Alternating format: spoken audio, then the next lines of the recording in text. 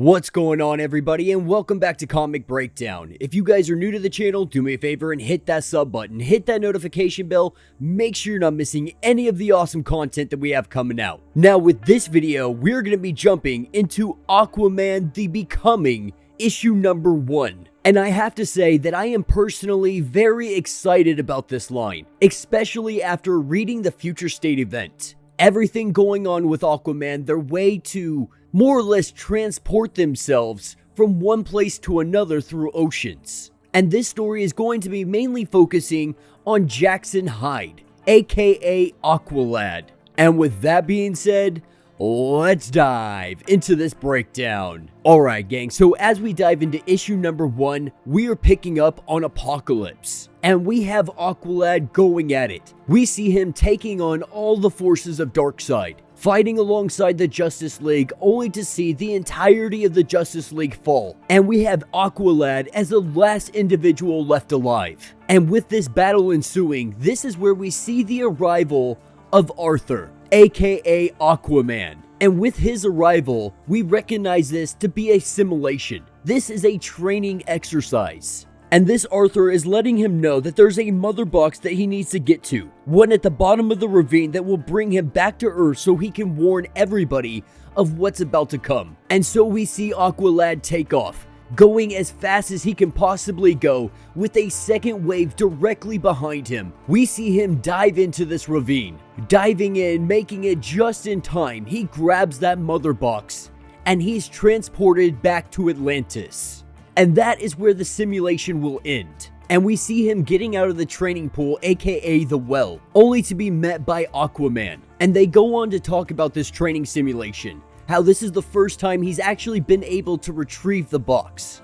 And this is something that's relatively impressive, because this is one of Batman's favorite, more or less, algorithms. The little apocalypse campaign that he has. And of course, Batman, he's gone through this campaign 1,000,001 times. And the dialogue that we see between these two is really awesome because they're talking about Andy, Aquaman's daughter. Now, Jackson, he has his reserves on really throwing her through this simulation. No, right now she's a kid, but when it does come time, he worries that it might be a little much for her. But Arthur, him on the other hand, he believes that she is going to be the greatest of them all. And if you checked out Future State, that might actually be the case. But while they're having this conversation, this is where Mira shows up and they're interrupted. Because as it stands, Aquaman, he has some business on Mars. And so for the time being, Aqualad is going to be more or less filling his shoes, with having Mira on standby just in case he gets into the heat of it and he needs some extra help. But with Aquaman taking off, Jackson, he has a breakfast date with his mother. And so he needs to get to the surface. And with him taking off, he surfaces in Amnesty Bay. And as he comes onto the beach, it appears that somebody is watching him. Not really sure who this individual is, not sure what their motives are, but someone is keeping tabs on him. And so sitting down and eating with his mother, we see a little bit of flirtatious banter with the waiter here. Jackson just being a little too shy to say anything, a little too shy to make the first move. But more than anything, we're just seeing the great relationship that he has with his mother. Not only that, we're seeing how protective his mother is. Because as they're sitting down eating, we see sirens go by. Aqualad, believing that he needs to be helping in some way, he calls this meal early and he heads off. And of course, his mother sitting behind asking what the waiter's intentions would be with her child. Now, with Aqualad showing up on the scene, it seems like they relatively have the situation handled, at least for the most part. But they could always use a hand from Aqualad. And the perp inside, it is Vic Bragg, currently going by the name of the Human Flying Fish. Now, obviously, this guy is going to be absolutely nothing for Aqualad. Aqualad goes in there and he kicks this guy's butt. But also more than that, we see him sit down with an individual that was really traumatized during this entire event. Yeah, he can definitely kick butt, but he's there for the people when they need him the most, even if it's just somebody to sit next to. Now, while he is doing all of this, while he is helping and comforting this young woman, he is still being spied on. Someone is keeping tabs on him, and they keep tabs on him all the way home. all the way back to Atlantis, with young Jackson going up to the simulation, with him logging in the new program that he wants to go through. He goes to put on the simulation headband, only to hear a voice welcoming him home. Not sure where this voice is coming from, he looks around to see an individual rising up from the water, seeming to have some kind of Atlantean tech. He tells Jackson that he is unworthy, that he is unappreciative of everything that he has, that he takes for granted everything that has been given to him. But he tells Aqualad that he will never hold the mantle to Aquaman. And we see the brawl break out. These two start going at it, and this guy is giving Aqualad a run for his freaking money. And as these two bloody and bruise each other up, we see the guy in the suit completely uppercut Aqualad. And doing so, he flies into the well. Dropping down into the water, we see a bunch of random detonations caused by the man in the suit. And with all of these detonations going off, we see young Jackson rise up from the well. In doing so, he is completely discombobulated. His vision is completely blurred. His hearing is completely out. He is surrounded by individuals. Not sure who they are, they start attacking him. They start striking at him. And as he becomes more coherent, they scream his name. They say, "Jackson Hyde, you are under arrest." And with him completely surrounded by Atlantean guards, they are placing him under arrest for terroristic crimes against the Atlantean state. Alright gang, so as we dive into issue number 2, we are picking up at the well in Atlantis. And right now, Jackson is doing everything he can to be able to escape with his life. Trying to tell them to back off. Trying to say that it's just him and whoever attacked, that they are getting away. But saying that Aqualad is fighting back, that they need some kind of serious reinforcements down here. Aqualad is learning very quickly that he is going to have to be able to make an escape, and he is going to have to try and play his cards somewhere else, because these guys just aren't listening. They firmly believe that he is the one that did these attacks. And of course, he doesn't want to hurt these guys. With them all attacking him, trying to hurt him, he's got to do a little bit of damage. He's got to clear a path so he can get out of here. And so we see him make his way through all of these guards, and he is able to get out of here. He is able to make his escape. Now this is where we pick up at the Curry family bedchambers, 45 minutes after the escape happened. And we have Mira sitting here next to her child Andy, with them both well asleep. We see the arrival of 2 guards, 2 officers coming in because they want to ask her some questions. And as they come in, they ask, "Where is he?" And of course they're talking about Jackson, but Mira at this point, she has no idea what they're on about. Not even sure why he would be here. Now of course the guards, these officers, they're telling her no games. Being the former queen, they have lost a lot of respect. They don't talk to her with the same kind of respect that they once had. And with him waving his finger in her face, she slaps it away. Because right now her daughter is asleep, and the last thing she wants is for her infant child to be woken up. And so if this guy's going to keep yelling, going to keep waving his finger, they're going to have a huge problem, because she will more than willingly put his head right through a freaking wall. Now the other officer saying that they just want to ask some questions, saying that something has happened with Jackson and that they need her help, hoping that maybe this is all just a misunderstanding. Saying that if they come right now, before it is too late, they might be able to help him. And so they bring her into an interrogation room. Now, of course, with nobody being able to watch Andy, Mira has to bring her infant child with her. And with Arthur currently being on Mars, and it's the middle of the night, and they're saying something is going on with Jackson, who they also consider family. So no, she doesn't have anybody else she can have watch the child or anything like that. But getting past all of the pleasantries, she wants to know why she's here, if Jackson has been hurt. And they let her know that Jackson's in a bit of trouble, because there was an attack. There was 2 in fact. One in Arthur's private training quarters, and another at the East End, in the 3 Road district. Thankfully no one was hurt in all of this, but all of the evidence is suggesting that Aqualad is responsible for this. Now Mira at this point, She's not sure what exactly they mean by Jackson being responsible because he has no training when it comes to explosive ammunitions. But being from Zebel, they pretty much are confirming that he would have the training, he would have the expertise, he may know how to do all of this. He may very well be a traitor. Now, Mira herself, being from Zebel, says that they're not all violent separatists. And they do tell her, to be fair, you did threaten him with bodily harm. And so she retracts and says that they're not all separatists.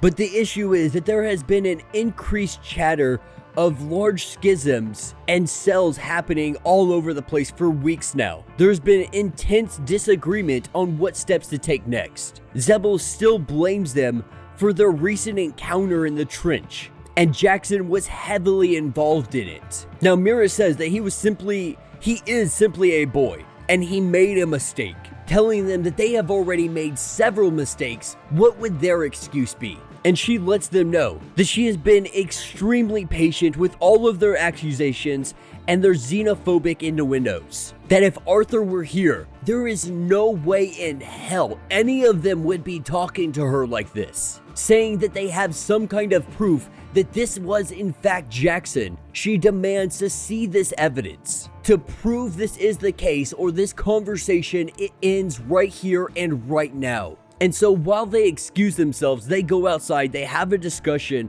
on what to do next. What they did not know is that when Mira had slapped his hand back in the chambers, she had put a bug on the back of his hand. This allowed her to listen in on everything that they are saying outside of the room. And right now they are arguing about what approach to take, trying to do the good cop, bad cop, but saying that he needs to take it down a peg to stop blaming her directly, stop blaming Hyde directly, and hope that this can reach some kind of conclusion where she gives up some kind of evidence, saying that they will use her child against her if that's what it comes to. Now, what they did not know was that 19 minutes after the escape of Jackson Hyde, he had come knocking on the door of Mira, knocking on her door. He is beat up, he is bloody, he is bruised, he is looking rough. And she doesn't say anything except for come with me. Now, as Jackson fills her in on everything that transpired, she knows for a fact that this is Zebel and that they are never going to be left alone. All they can imagine is the worst. And so the game they're playing now is time. They're gonna give Jackson as much time as they possibly can until they can figure all of this out. Not knowing exactly where to go, loading him up with everything that she can possibly think of that is going to help him along his path. Telling him simply to not get caught, opening up a doorway so he can make his escape. As he makes his way to the surface, he goes looking around for a boat called the Sentinel. Now, picking back up with Mira and the guards, they are giving her ultimatum, saying that you either give us the information, you give us the whole story, or we're gonna make things very difficult for you. Now, they were gonna try to play good cop, bad cop, but obviously, up to this point, it hasn't worked yet. It doesn't look like it's going to continue to work, so they pull out a little device to show her the evidence they have against Jackson Hyde, believing that they think that Mira is there to bridge the worlds. But the issue is, enough people on both sides, they simply don't want that bridge, saying that her and Jackson think that they can play both sides. But it looks like that is finally catching up to them. It looks like he finally chose his side. Because what other conclusions are they supposed to draw? Now, this is where we pick up at Amnesty Bay. And we pick up at the house of Lucia. Now, she is sitting here wondering if these agents of Atlantis have showed up specifically because of Black Manta. Now, that's not the case, saying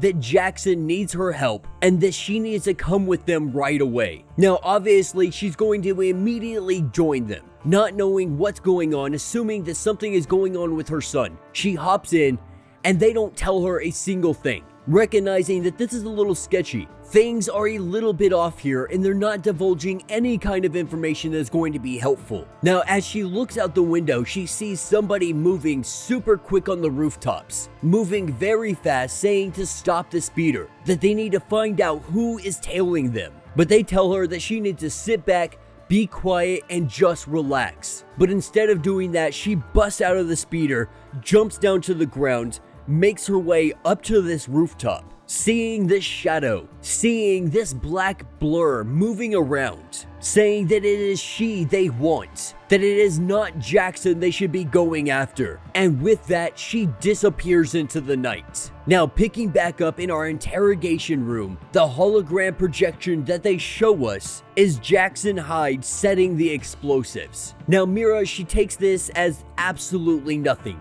a grain of salt, because at the end of the day, these can easily be manipulated.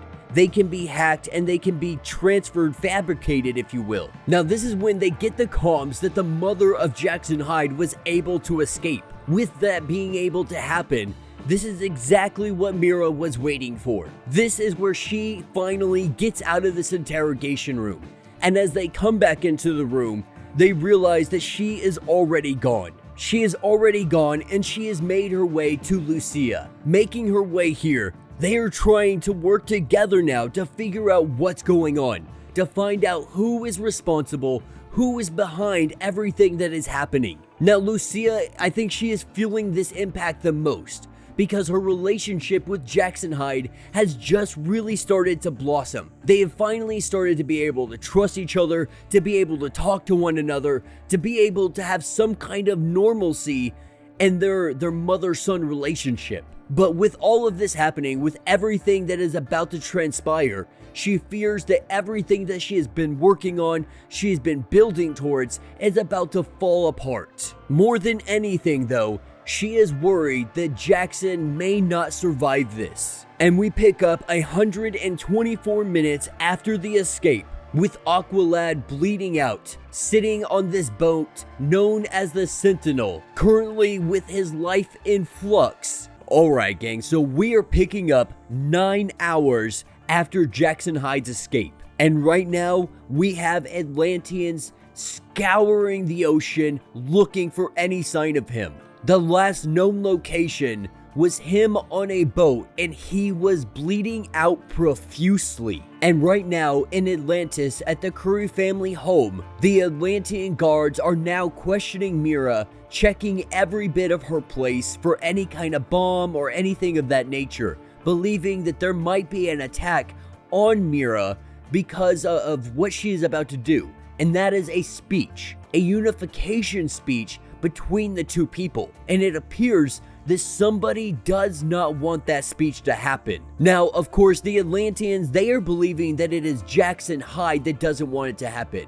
Mira, obviously knowing that it has nothing to do with him, she even helped him escape from here. Now, they are very persistent on questioning her on where she was last night, when the last time she saw Jackson was, so on and so forth. Now, she does remember seeing Jackson's mother. She came to see where Jackson was to try and save him because she seems to know what is going on here. But of course, Mira, she completely ignores them, tells them that they need to hurry up with what they are doing because her and her child, they have some things to do today. Now, this is where we pick up with Jackson, and he finds himself teleported to some secret Justice League base. Now, this teleporter key that he has, it brought him to one of the Justice League hideouts, one that they use to bring their families, their children, if ever there is some danger, if ever there is something going on, this is a location where they can hide out. Now, the issue is he was supposed to go to the Teen Titans, believing that he would end up in Titan's Tower. Something malfunctioned with his portal key, and so it dropped him at this location, known as the Secret Sanctuary at Happy Harbor, Rhode Island, being the former headquarters of the Justice League of America and Young Justice. Now, obviously, this is not where he wants to be. He was just in DC. And so for him, this is going backwards. But the AI system lets him know that he is the Lightkeeper. It is the Lightkeeper. And it was created to shepherd heroes under deadly threat to safety, asking if his secret identity has been compromised or is he being pursued by deadly threat. Now, at this point, Jackson has no idea if anybody is pursuing him, if they know his location. The only thing is the Atlanteans, they have a way of tracking his frequency. But the AI system continues to let him know that there are more than a dozen of these hideouts spread throughout the entire world. This is all part of the Justice League's protocol known as Trapdoor. And Aquaman and Mira are the ones in charge of making new ones, of going out there and setting up new locations. They have expanded this program far beyond what any of them ever thought it could be. Now we see Jackson Hyde making his way into the medical bay because he got pretty beat up trying to make his way out of Atlantis. Being caught by some of the guards, he had to fight his way out. But as he sits down, this machine, it heals him almost instantly. But then the AI also lets him know that there are deadly threats headed in his direction. They are headed directly for this island. And as it stands, he doesn't have any time to fix his portal key. And if he tries to jump as far as he needs to, it will more than likely end in his demise. And so because of that, he thinks that the best option for him is to make small jumps to the end-all location where he wants to be. But at the same time, this is something that is extremely dangerous, and the AI warns him it will be extremely painful as well. But Jackson, having no other option, having no other choice but to try this deadly feat, we see him teleport. And that is what will take us to the Atlantis Museum of Natural History. And as Mira walks through all of this place, the curator lets her know that there is a brand new exhibit that has opened up, telling the guards that they have to stand and wait because the weapons cannot be allowed in this area. It will disrupt some of the exhibits. But the curator was really leading her to somebody else, leading her to Hawea. After hearing the news, Hawea had to find a way here and find out what happened to Jackson to make sure that he is still alive. Now Mira, she has absolutely no doubt that Jackson is still alive, and that's simply because she helped train him. Now Hawea wants to know what happened. Why do they believe that he is working for them? Why do they believe he is working as a terrorist cell or anything of that nature? Now Mira, she can't speculate too much, but it's too coincidental that it's so close to her unification speech, believing that that has to be something to do with it. Someone doesn't want this speech to happen. But regardless, she is going to give this speech because she has to believe that these two people can unite together. Now this is where we pick up with Jackson Hyde doing his teleport leaps. First, he teleports to Titan Tower East, the one in New York, New York, also known as the Roy Harper Titans Academy. From there, he teleports to the Flash Museum in Central City, and then the Haywood Defense Industries in Detroit, Michigan. Another jump bringing him to Challenger's Mountain until he finally reaches his end goal, and that is Titan Tower West, the Titans Tower in San Francisco, California. No longer the headquarters of the Teen Titans, this place is left in an absolute mess. But we see Jackson come falling from the sky, the Teen Titans Tower in disarray, everything surrounding it in complete sludge. This place has turned to absolute crap. And as he makes his way onto shore, this is where he gets a communications from Hawea. And Hawea is just checking in on him, making sure that he is safe, making sure that he is somewhere that he can't be found, can't be located. And at least for the time being, Jackson Hyde is in a safe location. But he also finds out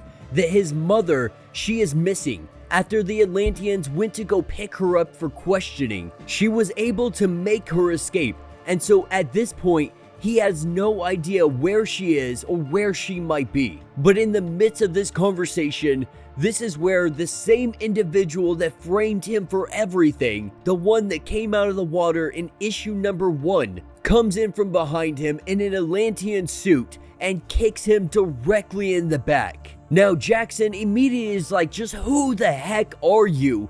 And why do you want me? Why are you bothering with me? Why are you doing all of this? Letting Jackson know that after this fight is done, that person will divulge everything to him. And so we see the fight break out between the two of them, both of them taking their opportunities to strike when they can. And Jackson is definitely holding his own, but whoever is in this suit is very well trained. They know how to use the equipment. They know how to fight against someone like Jackson Hyde. And as Jackson sits here and is just getting his butt beat towards the end of this fight, someone comes in with a pistol drawn, that someone being Jackson's mother, saying that that's enough. It is time for all of this to end right now. Using Jackson as a shield, Jackson says he doesn't understand what is going on right now. Why is my mom here?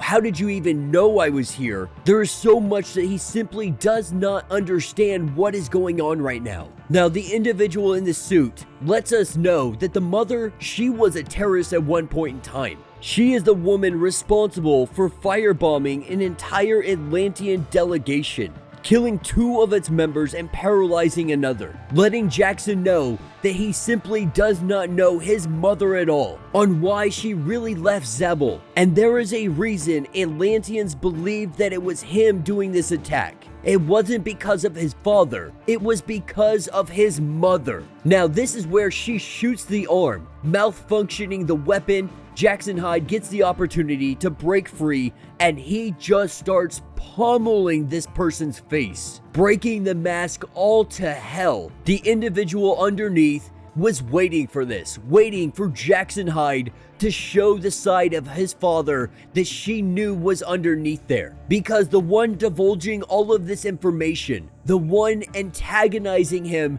to show his darker side, she takes off her helmet, and we see the resemblance almost immediately. But it takes Jackson a couple of minutes to recognize what she might be, who she might be, saying that they have never met before, so he can't understand why she would know anything of this nature, why she would know anything about him or his mother. And she taunts him, she teases him, because he really has no clue. He has been left sheltered this entire time, being clueless to the absolute truth, telling him to look closely into her eyes. And with her beating the crap out of Jackson, telling Jackson's mother to just tell him who she is. And this is when Jackson's mother lets us know that this is Delilah. This is Jackson's sister. Alright gang, so as we dive into this issue, we currently have Delilah, Jackson, and their mother making their way to Zebel. And Delilah, Jackson's sister, she had believed in this place for so long. Even with everything that it has ever done to her, everything that it has taken away from her. And she believed in this place because her father believed in this place. They could have ran to the surface. They could have ran to Atlantis, but they stayed. And she refuses, even to this day, to run away. She plans to make this place something worth living in. Now, Atlantis is a kingdom that is constantly on the brink of war, and its enemies are real and imagined, depending on the scenario. But the thing about Atlantis is they want everything to stay exactly the way it is. And the only way that is ever possible is that if you keep the wrong people out and the right people in. And so turning Atlanteans against Jackson Hyde, that was an easy task for her. But she is bringing them down here so they can find out the truth. So Jackson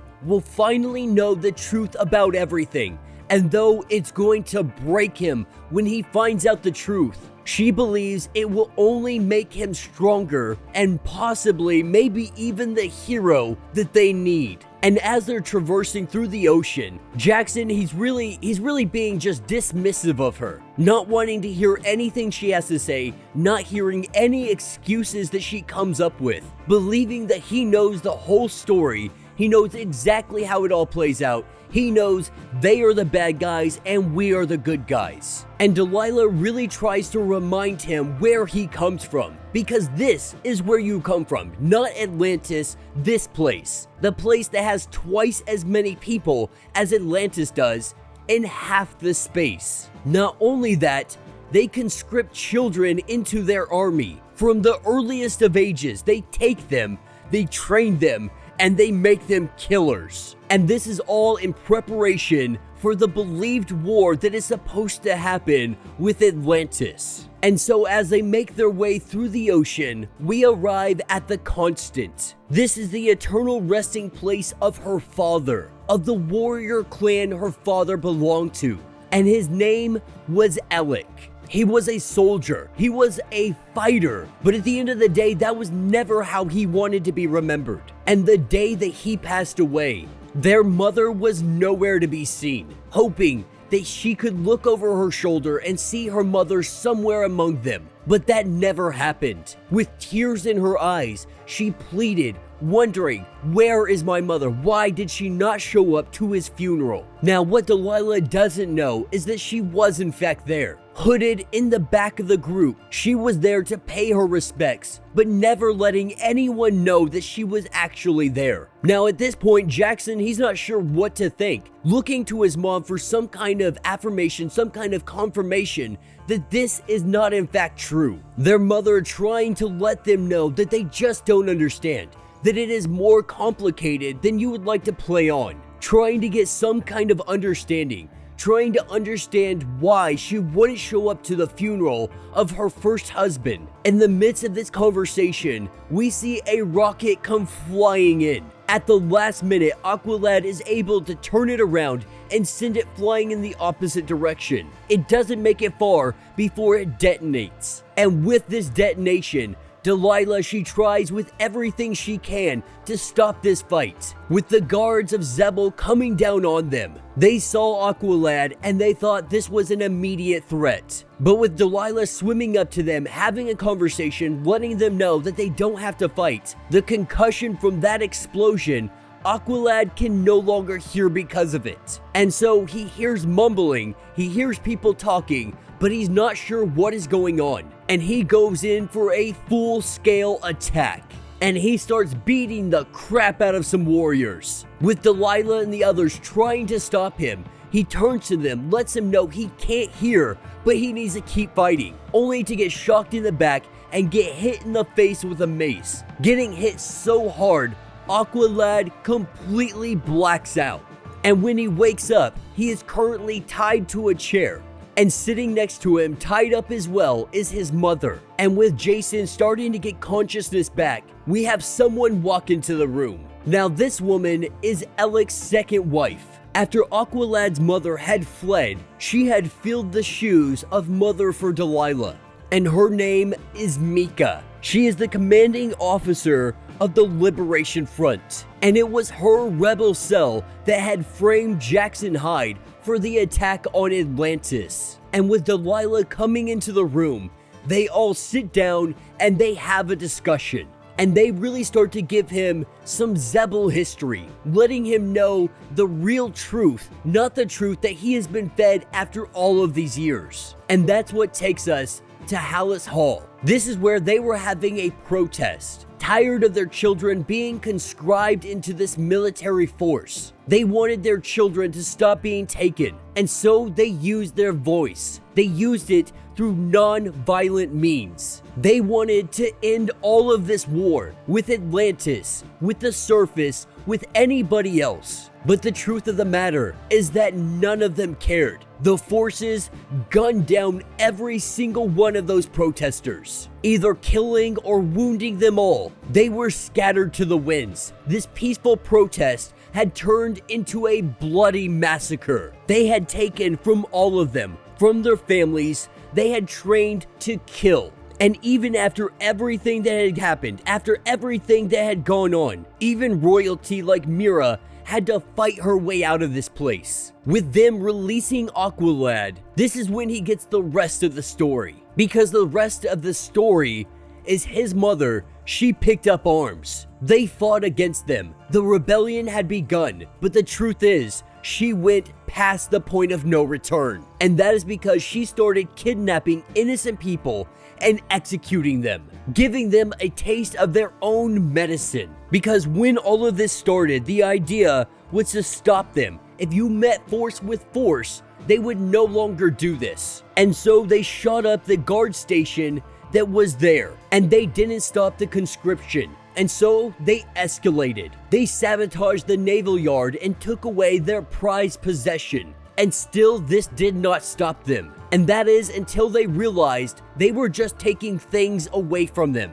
It wasn't until they started kidnapping people and executing them did the conscription stop. But this was only a temporary stop. But the truth of the matter is that Aqualad's mother, he turned all of them into the very thing they were fighting. Involving innocent people like that, murdering innocent people made them no better than the people they were trying to fight against. And though it did stop the conscription, at least for a little while, months later it picked back up and it has not stopped since that day. And so that violence met with violence. It didn't do anything but turn the people against the rebellion. And so Aqualad, he gets to see the truth, the images of every single execution his mother ever did in the name of this rebellion. And Aqualad, he finally realizes, he is finally seeing that there are two sides to this story, that he has been told his whole life one side of the story,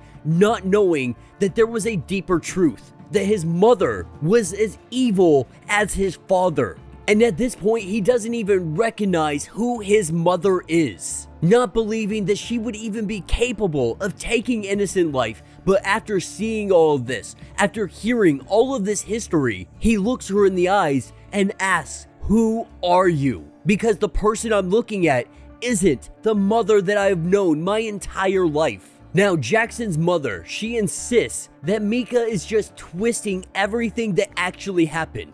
Not sure where she got these images. She really wants to explain, to try to give her side of the story. But at this point, Jackson is too furious. He is far too angry to hear anything she has to say. And so he walks out of the room, letting her know that he wants nothing to do with her ever again. Alright gang, so as we dive into this issue, we are picking up with Jackson, Hyde, and Delilah. Delilah being his sister, this is something new for the both of them. And after learning everything about his mother, she thought it may be a good idea for at least him to rest for the night, wake up the next morning, have some coffee, and then try to figure out what they're going to do next. And Delilah tries to let Jackson know that you walked away from her. You did what needed to be done because of the atrocities that she has done in the name of the rebellion. But Jackson, he still feels guilty about this. Still feels like he shouldn't have left her side.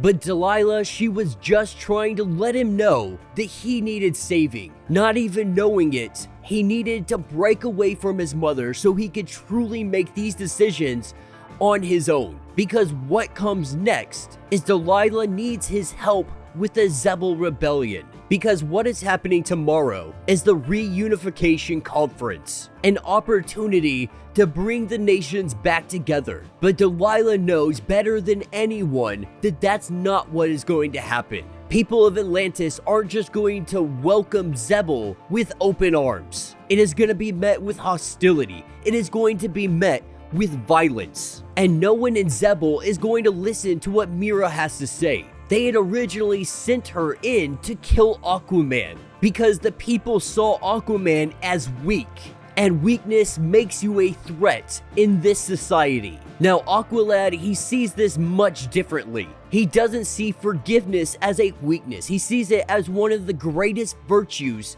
that human beings, that anyone could ever have.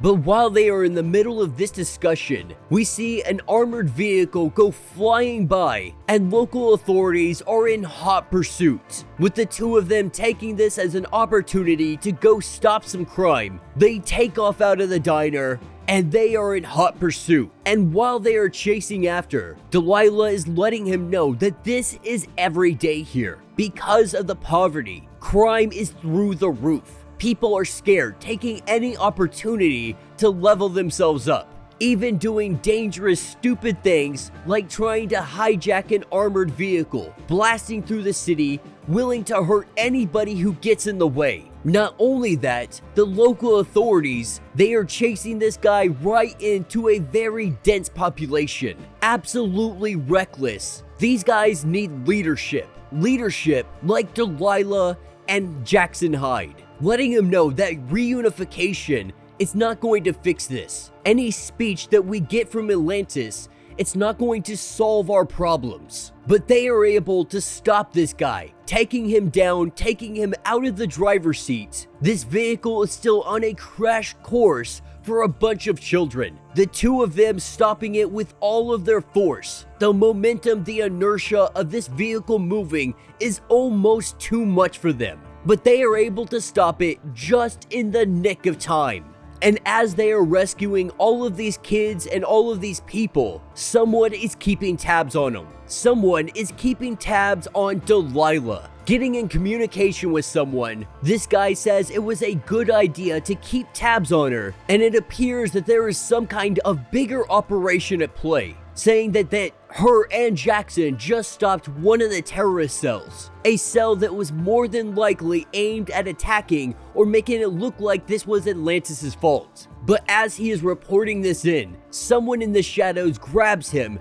slams his head into the desk, and starts redirecting things. But with Jackson and Delilah going their separate ways, because Aqualad, he has somebody to meet, someone that he hasn't seen in quite a while, and with him going off, this is where we pick up and we see that Jackson's mother is the individual that slammed the dude's head into the desk. Believing that she had left, she was only pretending, and that's because she knew what was at play. She knew what was about to happen. And as she deals with that entire ordeal, we pick up with Aqualad. And we have Aqualad meeting up with Hyde. And it really is a great moment. Two people coming together that haven't seen each other in a long time. You can feel the tension between the two of them, but you can also feel how much they care about one another. And a lot has gone on for Aqualad, so he sits him down and he lets him know everything that has happened since the last time they saw each other. And he reminds Aqualad that he is a hero, and he has been tested by everyone, by his father, by his mother, now by his sister, by all of the surface dwellers. Every step of the way has been an absolute challenge for Jackson Hyde. And he also lets him know that Zebel could truly use your help. There is more people that think like you, that are trying to make change like you are, because you are a hero down here. Though there are people that may not agree with it, there are many people who are on your side and are trying to make the same differences that you are. But with the two of them going in their different directions, at least for the time being, Jackson makes his way back to his sister's domain, going in and having a quick conversation with Delilah until they hear a thump. And that thump is Jackson's mother. And with her body on the ground, looking beaten and battered, she has something in her hand, some kind of memory chip, an encrypted drive that they are about to find out exactly what is going on and why she looks like this, trying to deliver this information. And after they read it, this is where they finally find out what is truly going on. Because Jackson's mother did not massacre all of those people. The video had been altered because Mika is actually the one that pulled the trigger. Jackson's mother not having the heart to go through with executing and starting a war in this manner. Mika altered the data to make it look like her. That way she took all of the blame and Mika could stay in control of the rebellion.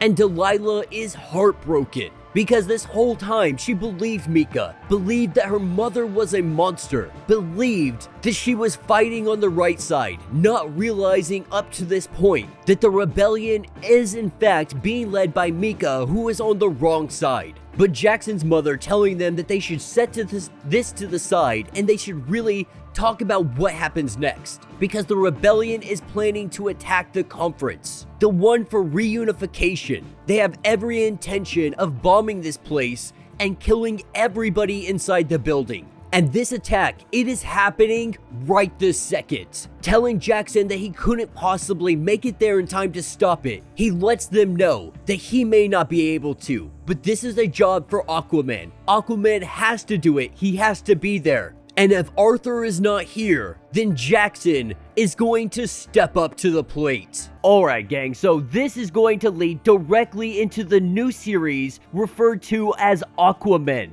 with the story picking us up in Zebel, and it throws us directly into the fray, with Jackson Hyde, his mother, and his sister all battling against the rebel forces, the ones that came here this day to do this terrorist attack. Them coming in at the last minute to save the day. The entirety of this story is going to be covering the battle and the aftermath. But throughout the battle, we're gonna get some small flashbacks And while this battle is taking place, they are looking for Queen Mira. She has been the main target for this entire attack. And so as they race against the clock to find Mira and save her life, Jackson is thrown back to a memory, one of his earliest memories, when he was sitting there with Aquaman, Mira, and Andy. And Aqualad, what he is currently thinking and talking to Aquaman about is about how Andy almost got hurt.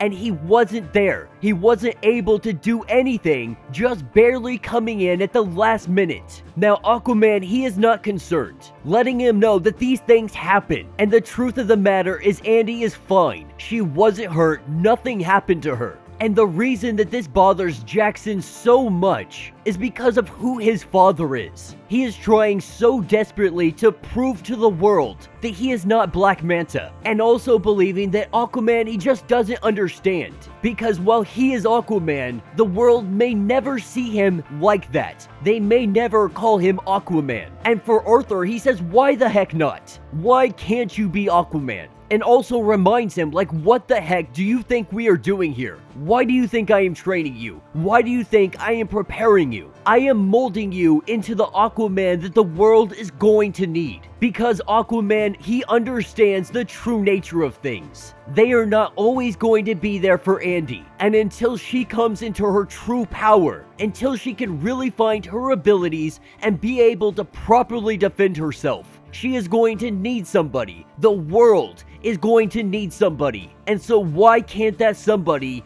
be Jackson Hyde? But with our battle continuing on, Jackson and his mother, they are racing as fast as they can to try to save Mira. Jackson just hoping that he can make it there in time, not wanting to let down himself, Aquaman, or all of Atlantis. This is where we are shown Delilah arguing with Mika, the woman that she has called mother ever since the early days of the rebellion. And after learning all of the truth, after learning everything that the rebellion has done to its own people, all of these terrorist attacks, all of these civilian lives that have been lost in the name of this cause, Delilah is no longer going to stand idly by and watch these atrocities happen, demanding that Mira be freed. Now, of course, Mika, she doesn't want to do this. They don't want to let Mira do her speech. And for Mira, she has been thinking about not doing it from the very beginning. Before Arthur had taken off to Mars, they had sat down and they had had a conversation. And Mira, she had thought to herself, maybe not to do this. Maybe not to accept the invitation to Zebul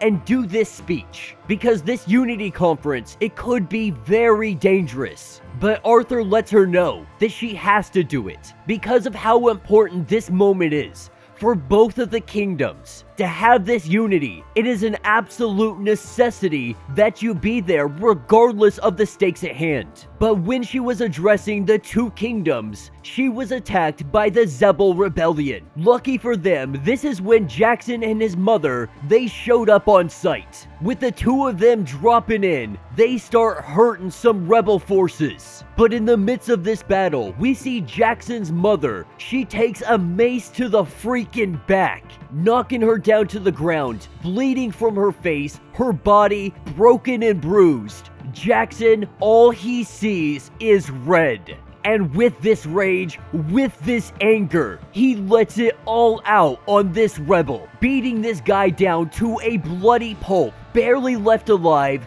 barely any life in this man. This is where we have the arrival of Aquaman, returning as soon as he possibly could. But he is a little late to the party, because Aqualad, he is already dispatched of this entire freaking rebellion. And this is where we see a whole different side of Jackson. After witnessing his mother get hurt in all of this, we see a much more angry version of him, letting Mira and Aquaman know that Mira needs to continue her unity speech, and he is going to rush his mother over to the Atlantis healers. And with him making it over to them just in time, they are able to put her in some kind of stasis, but she is not looking to be in good shape whatsoever. And for Jackson, this is one of the hardest things that he has ever had to face. And in the face of this tragedy, we have Mira. She is able to give her unity speech. The speech that they fought so hard for. The speech that he almost lost his mother for. And Mira lets it be known that this day will be a day of change. That they will change their worlds and they will change the future for the children. And with this speech, we pick up with Jackson Hyde. He is at the well, the training facility that him and Aquaman have spent so much time in.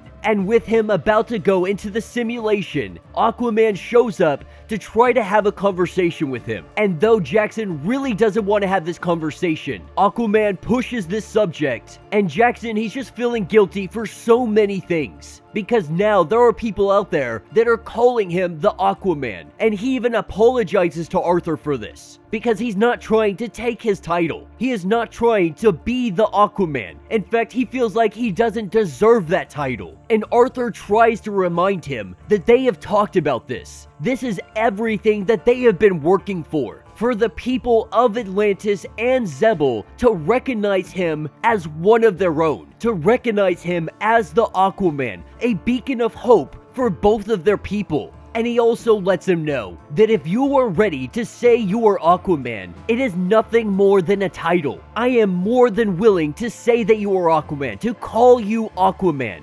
I can be Aquaman, you can be Aquaman. It doesn't have to be a one-person title. But with Jackson not wanting to continue this conversation anymore, he dives into the well. And so, picking us up a little bit later, he goes to visit his mother. And right now, she is surrounded by people really wanting to give their thanks. Thanking her for the sacrifice that she had done. While she is still technically in almost a coma, Jackson, he kicks everybody out. And right now, he is just beating himself up, blaming everyone to include himself for the state of his mother. Most over because he blames himself for believing everything that Mika had told them. He was turned against his own mother. And while Delilah, she feels this pain just as much as him, he wants nothing more than to have some solitude. And so what we are seeing is Jackson Hyde. He is in one of the worst states that he has ever been in,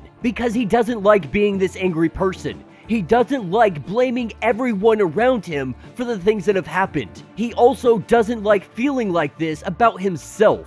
And sitting there talking to his mother, though she is not responsive, he tells her that he is sorry, that he can do better, that he will do better. And that is what's going to take us to Iceland. Aquaman recognizing that there is something more that needs to be done about Jackson Hyde. He goes to the one person that might be able to help. He goes to Jackson Hyde's father, aka Black Manta. And that will be the end of this issue. So let me know what you guys think down in the comments. I think this was a very powerful ending that's going to lead us into Aquaman. Because while our heroes, they did save the day, Jackson cannot help but feel this tremendous amount of guilt for letting his mother get hurt, for being tricked by the Zebel Rebellion, for being called Aquaman when he never asked for it. And I really like the fact that Aquaman had gone to Black Manta, because at the end of the day, that is Jackson's father. Regardless of how anybody thinks of him, to include Aquaman, a kid needs his dad at some point in time, if not for anything else than to